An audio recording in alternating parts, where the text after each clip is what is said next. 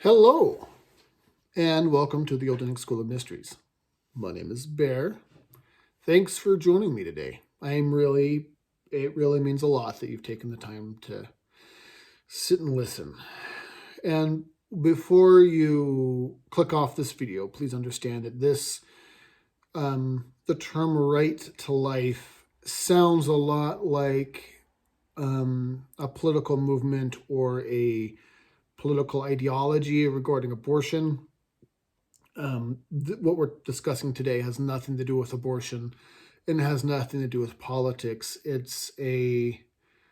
Um, it's what you would call well, you've heard of a rite of passage, correct? It's like that. The right to life is a form of rite of passage. It's something that is undergone to get you to live. So before you click off and decide that this is you're going to downvote it and all that kind of stuff, understand that they sound similar, but what we're talking about is in fact actually quite different.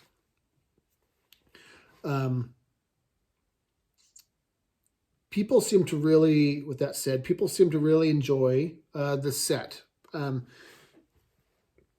Excuse me, I had the hiccups. People really seem to enjoy the way this looks, with the candles in the shed.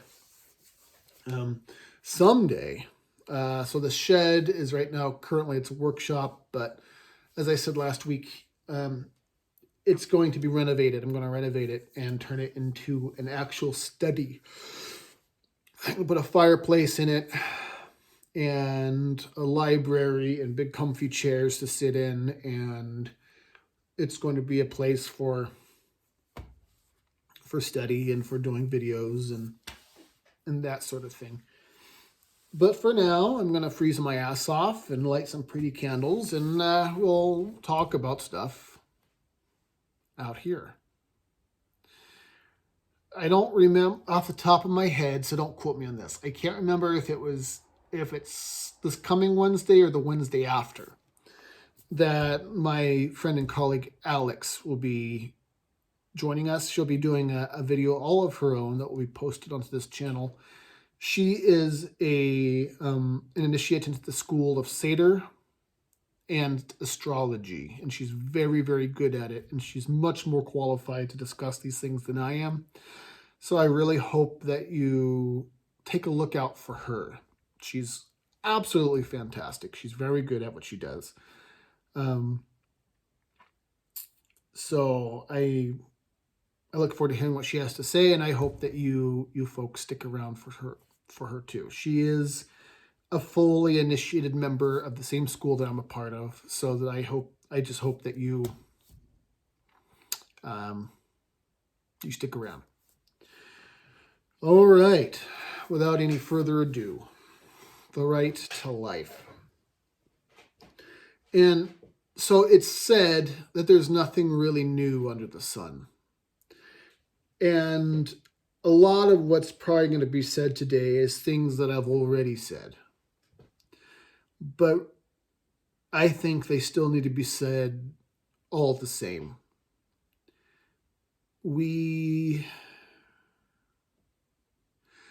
There are things that are gifts that are given to us that are precious and holy, and because they're uncomfortable, we have decided that they're curses. Particularly struggle is such a thing.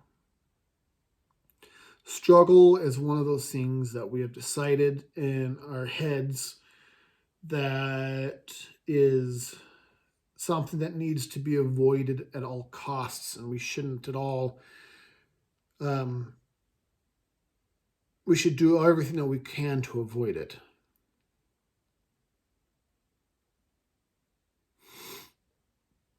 But this is actually a lie. And we've been fed this lie from the time that we're born. that, we see, my son is kind of little and he's watching these. We try to limit his screen time.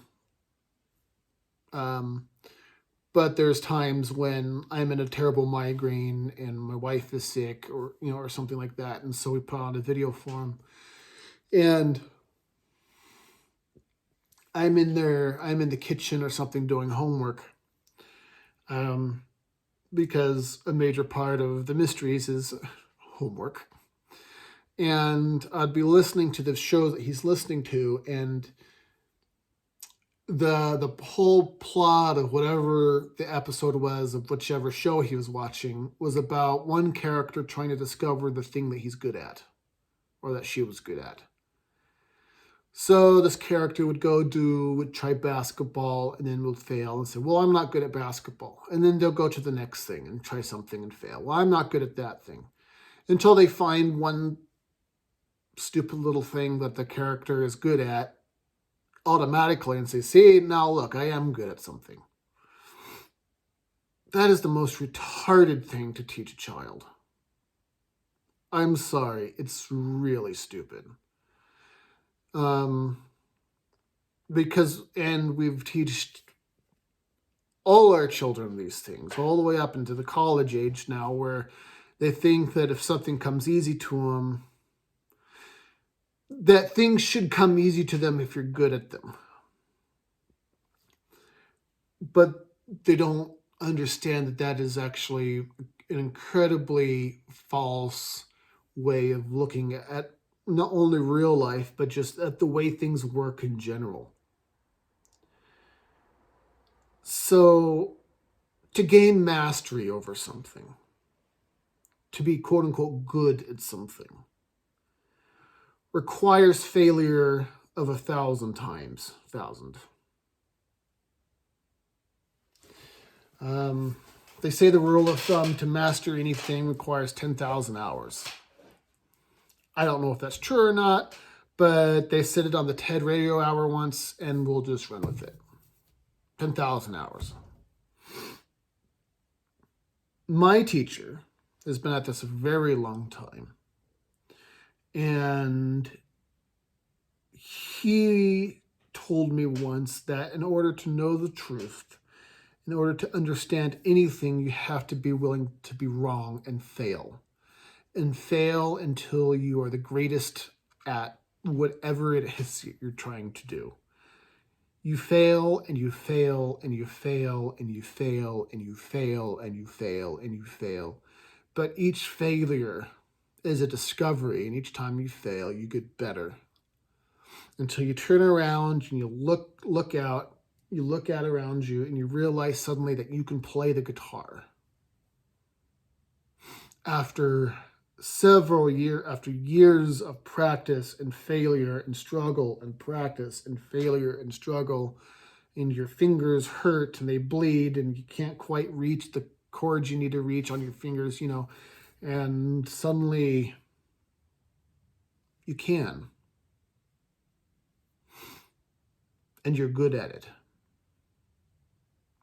And the mysteries are, of course, the same way. The mysteries are one of those things that you struggle and you struggle and you struggle and struggle and you fail and you're wrong.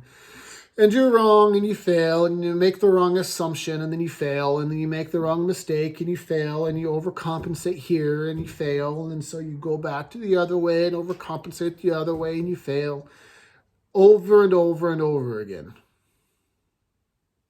until you've mastered it.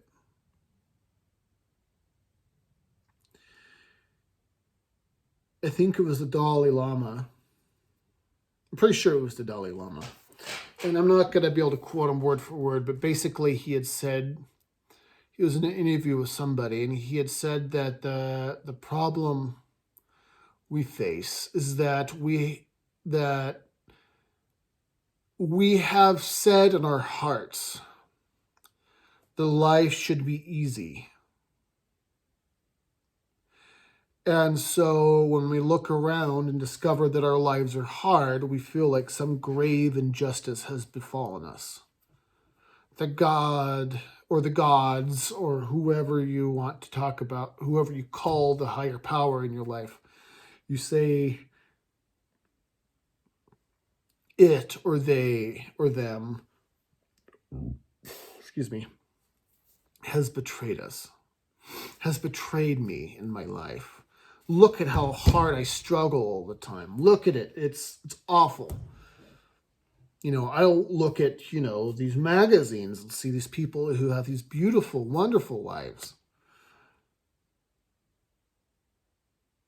They don't struggle. Why do I have to struggle? Which, of course, is really stupid. Because everybody struggles.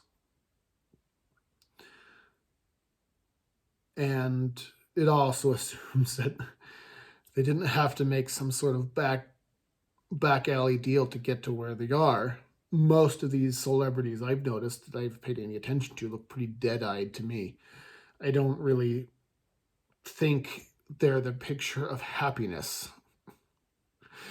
They might wear a pretty dress, but if you look in their eyes, to me, they do not look like happy people. They look like a bird in a golden cage.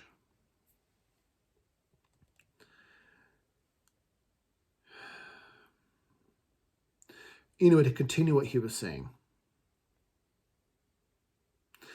So, to repeat myself, Dalai Lama says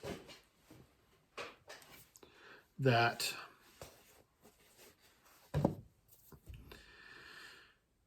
we look at our lives and we have decided in our hearts that life should be easy.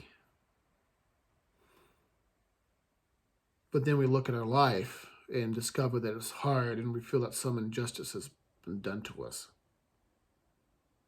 Then we blame God or the universe for it. I'm paraphrasing him, of course, because I don't remember the exact quote. Then he goes on to say, instead, we should look and say in our hearts that life is profoundly difficult and hard. And be grateful for the blessings that we have and the things that are easy.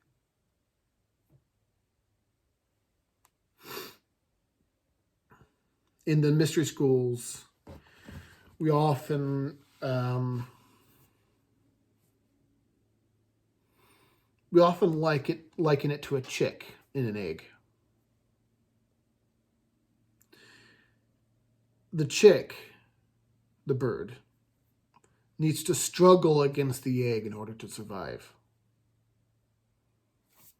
It has to fight and fight and fight and fight and fight to be strong enough to live.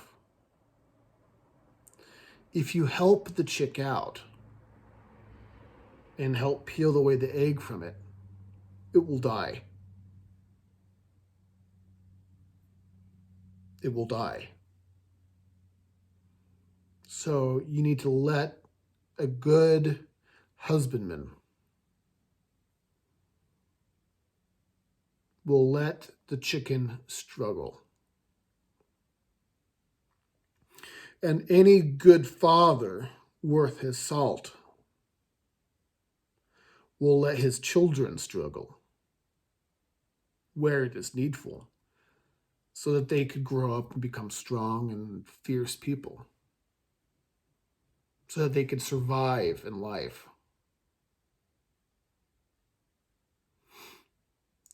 And the children often they don't like that very much. They don't like that you're standing right there and you're refusing to help. My son today refuses to put on a coat. And we have about just over a foot of snow out here. And so he got cold, and so he stuck, he has like a snowsuit on. And it looks a little bit like a pair of overalls, but it's all like insulated and stuff. And so he stuck his hands in his overalls like this and was running in the snow, and then trips and falls face first in the snow. And then he's trying to get up and he can't. And he's screaming and he's screaming and he's screaming. I mean, he's screaming like you would think that he had just been lit on fire. But, I told my wife, You could check on him if you want, but don't help him up. He needs to solve his own problem. He needs to fix it. And he did eventually solve his own problem, but boy, did he scream about it.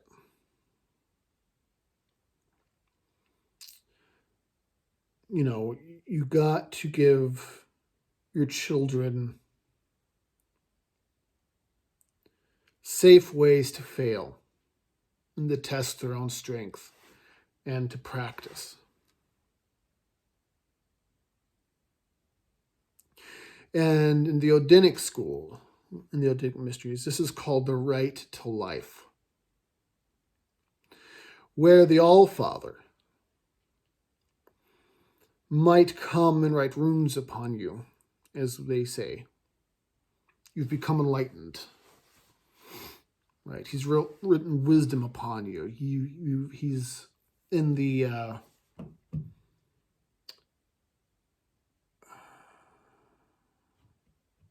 it's not Tolkien. It's Tolkien's friend.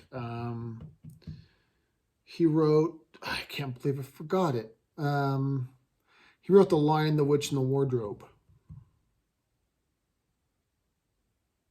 Crap, I lost it. Anyway, in those books, particularly the book, he does it in a number of books, but particularly in the book, I think it's The Sorcerer's Apprentice or something, or The Sorcerer's Nephew or The Magician's Nephew, one of those, something like that. I think it's The Magician's Nephew, where they witness the creation of Narnia.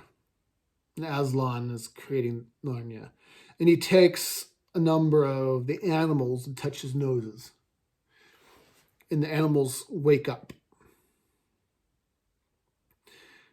And he does this in a couple of the other books too, to wake somebody from a base consciousness or something.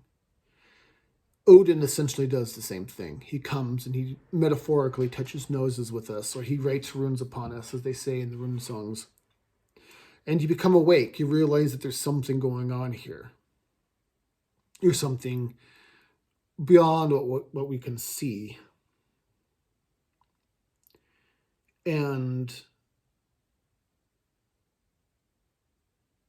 But from that place, you're expected to do your own work. There's one of the monikers of the mysteries, for as long as I think mysteries have been around, it's been called the Lonely Mountain. There was a reason why Tolkien used, I don't know if it's specifically this reason, but it fits. But it fits. Let's just say that. In the context that it's used, the Lonely Mountain.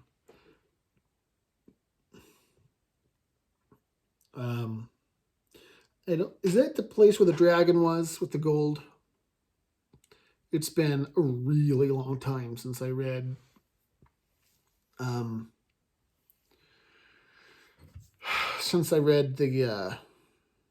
those books. It was Smaug, the dragon Smaug, and with the hoard's gold in the mountain. Anyway, the mysteries have been called the Lonely Mountain because you climb it and it's extremely difficult, it's extremely perilous, and you do it alone.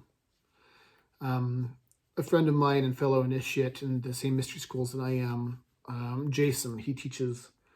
He's actually been on my show before.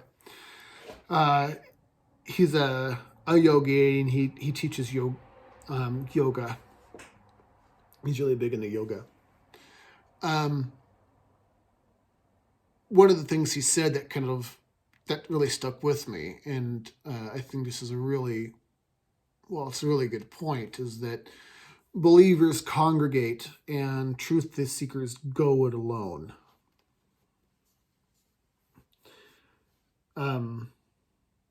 That you climb the Lonely Mountain by yourself. You might have people you talk to along the way, but there's the old saying that all work is self-work. that all the things you can do, you're actually doing for yourself. Because you are, for all intents and purposes, the center of your own universe, as you see it. There's nothing that has ever happened in your life in which you were not the central character and the prime observer. And so the right to life is that struggle, that divine, it's called the divine struggle. It's that thing that the All-Father has given us to make us better, to make us worthy of getting to where we're going. If we do not have the struggle, we'll become weak and we will die. And I'm not, and people will often take this the wrong way.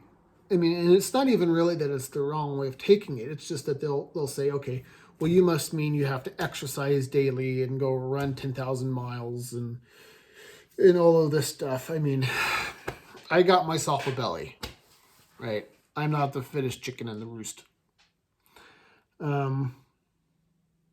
That's not necessarily what I mean.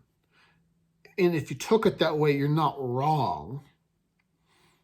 But that's not really what I mean. What I mean is, do you have the strength to stand up to your own struggles?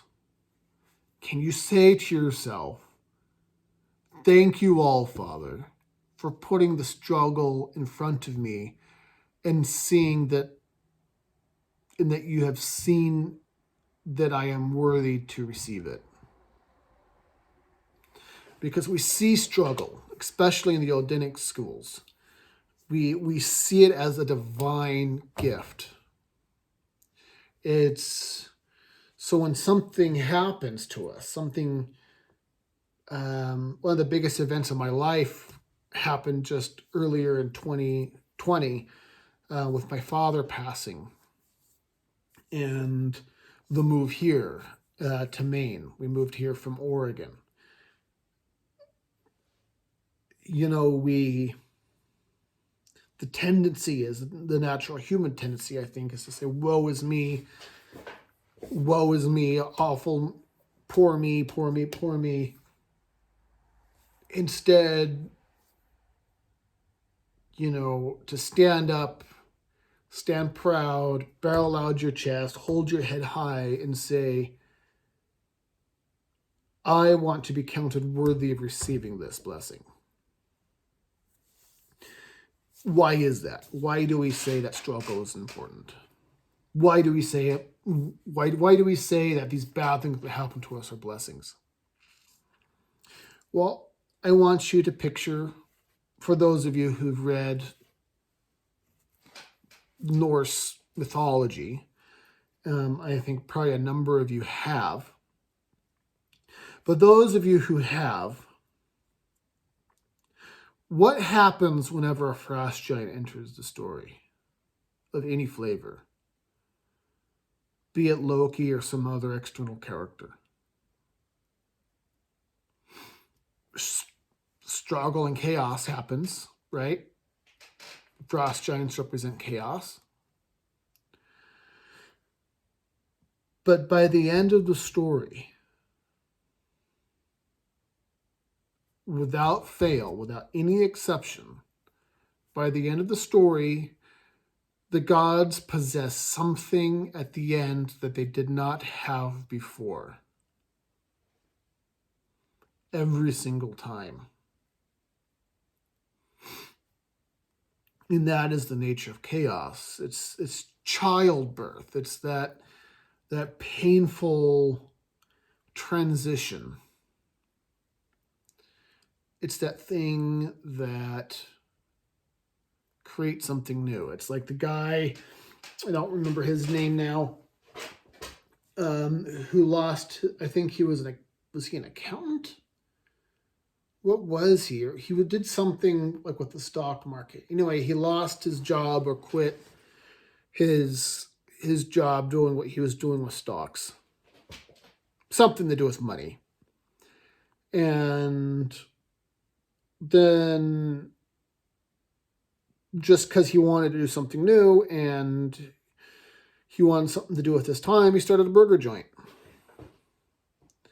And it became really successful and became one of the most successful burger joints ever. And we know it today as Five Guys. It was like him and his sons and an uncle or something like that. Five Guys. The burgers are okay. They're really good if you want a greasy burger. And sometimes you do. But if he hadn't been fired or whatever it was that happened that caused him to quit or lose his job, he never would have started Five Guys. These things are acts of creation. They're the changing of things. When you are comfortable in your house, you don't grow. All swords think they're strong when they still sit on the shelf. But it's when you test the metal. That's where we get the term. We're going to test your metal. You got to swing that sucker. You got to hit it against something that's going to fight back in order to tell if that metal is good. And Terence McKenna said once that one of the greatest tragedies he could ever imagine was to die and go to the place wherever is waiting for us, and to have that being say, well, they didn't even struggle. They didn't even struggle. Struggle is necessary. And it's an act of creation. And it's an invitation for change. It's an invitation to become stronger and better. To be the seed that is interred in the dark underworld, but because it's a seed, it struggles towards the surface and becomes a mighty tree whose roots reach all the way down and whose branches reach all the way to the heavens.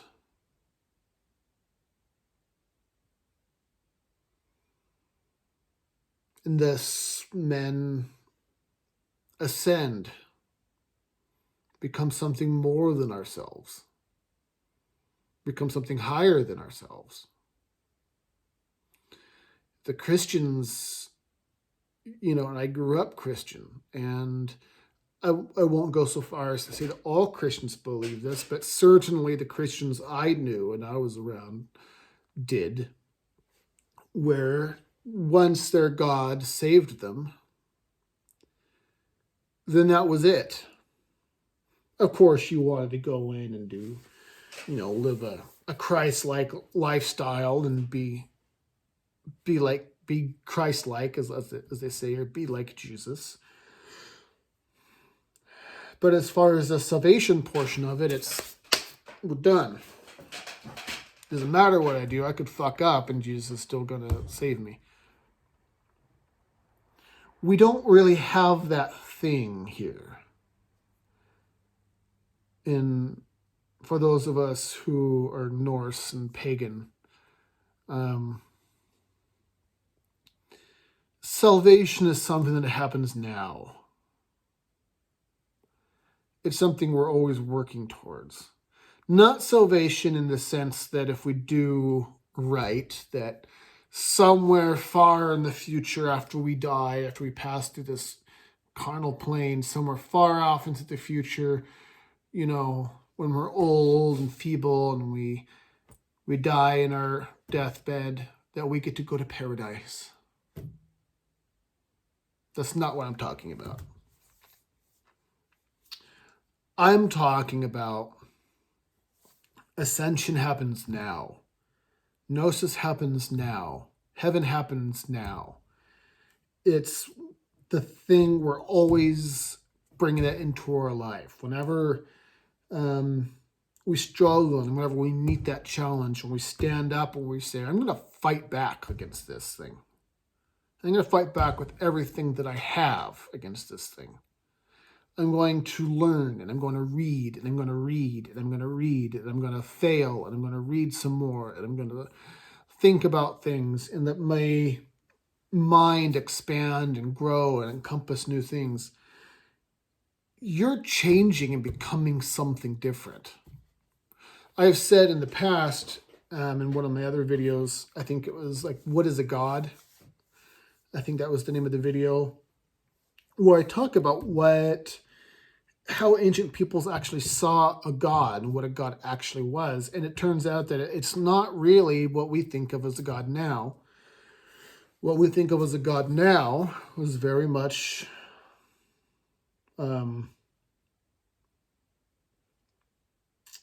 it's very much colored by the Judeo-Christian way of looking at things.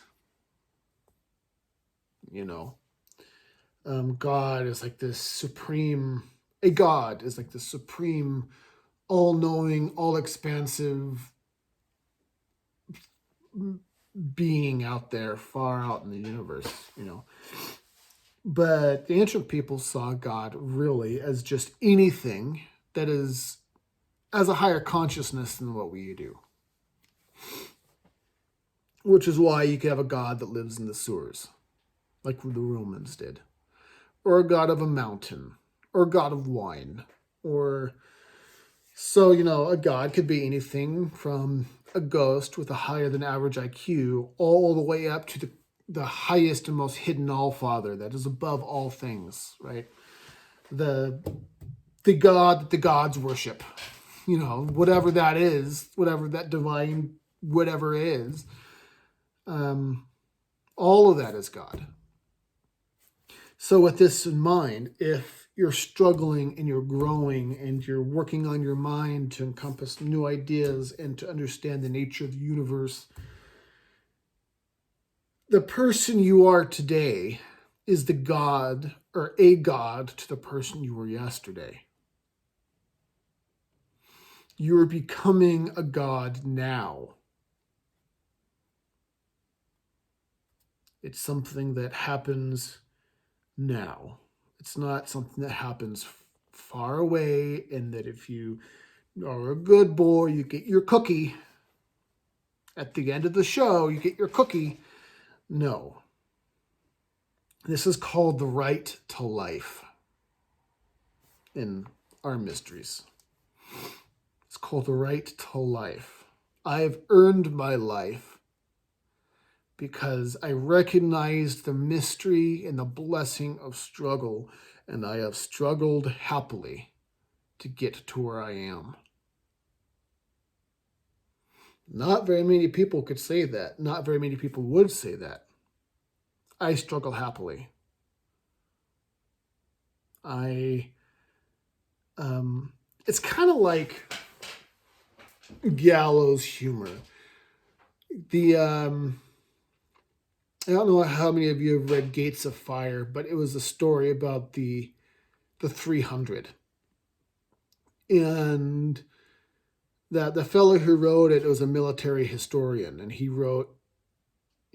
liked to write stories about ancient militaries in general. And their warriors were highly educated. Not just in war, but in mathematics and language and politics and rhetoric. I can't remember the guy who said it now. Crap. I'm going to kick myself. Was it Plinus? I don't know. Some old philosopher, I think Greek, said that if you separate your warriors from your scholars, you have your fighting done by fools and your rulers. crap, how does he do it? If you separate your scholars from your warriors, your fighting will be done by fools and your rulers will be cowards, or something like that. I agree. But the Spartans were really heavily, they were very highly educated, and they really liked the art of a good insult.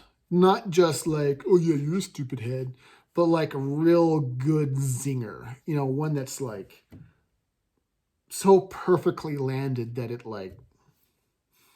burns through time itself. There's a really famous line when I think it was, I can't remember if it was actually in the movie or not. I think it was actually in Zack Snyder's 300. I think it was actually in the movie where one of the generals were coming up and was mocking them. And he says, our arrows will blot out the sun. And one of the other Spartans piped up and said, well, then we'll fight in the shade. It's kind of that, that kind of attitude where you're like, yeah, life sucks. It's hard. But we struggle happily because we know the mystery behind it. We know what's coming. We believe that Odin has put the struggle in our lives because he believes that we are worthy of it.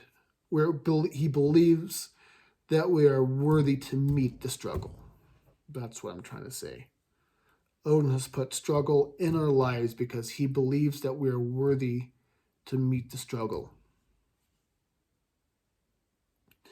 And we battle that egg. We battle that egg so that we can come out strong on the other side. It's a gift. The right to life is a gift. And it is my sincere hope that you battle well and that you struggle well and that you rise up to meet your challenges. And that you don't let yourself be overcome by them. Because I don't think we're given things we cannot handle. We're given things that are probably borderline we can't handle. But I think that our struggles are meetable. We could rise up and meet them in battle and stand up to what it is that we're struggling with. Whether it's something at school, if it's a bully or a bad teacher, to stupid adult problems like, how am I going to get up on time to get my kids to soccer practice, or working enough hours, or the heat has gone off.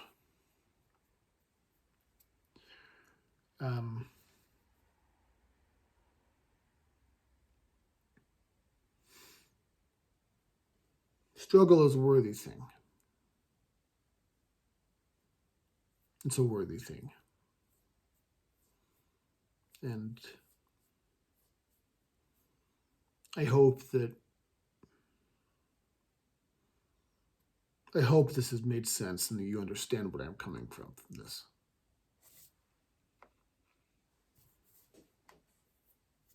Does that make sense? I know I've talked about this before, but I kind of felt like I needed to talk about it again.